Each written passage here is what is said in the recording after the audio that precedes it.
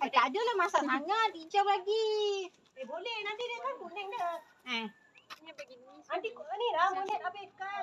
Mojib makan ni? Mangga aku, lima aku dah kapan dah. Sama-sama dia makan.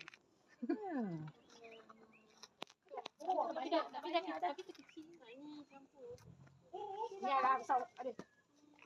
Kalau mak dia masak sekejap. Itulah. Sekejap, kita aku dah rasa dah. Tak.